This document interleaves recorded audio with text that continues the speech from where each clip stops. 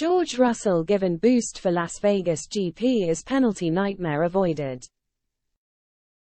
George Russell will be able to avoid a penalty that he feared was coming his way for the Las Vegas Grand Prix.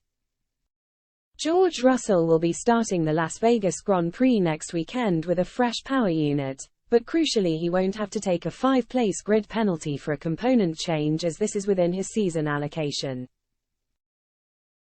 The Mercedes driver was forced to retire during the latter stages of the Brazilian Grand Prix last weekend as his W14 was struggling with engine cooling issues.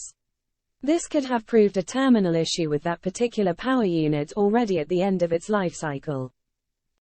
Russell had stated his worries about facing an engine penalty for the trip to Las Vegas next weekend.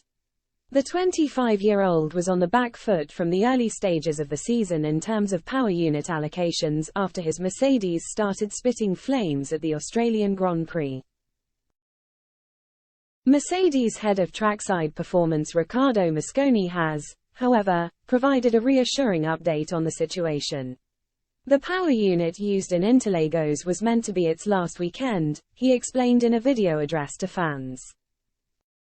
To avoid a possible fire and damage to other parts of the car, the logical conclusion was to retire the car.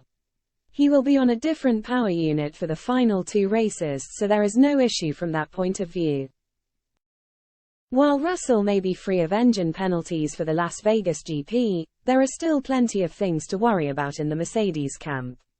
The legendary constructor were extremely disappointing in their performance at Interlagos, with Lewis Hamilton taking the checkered flag down in P8 and his teammate running on the fringes of the top 10 prior to his retirement.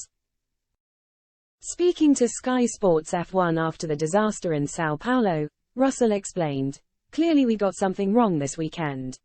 Still, we're not too sure what that is as yet, but the pace just hadn't been there."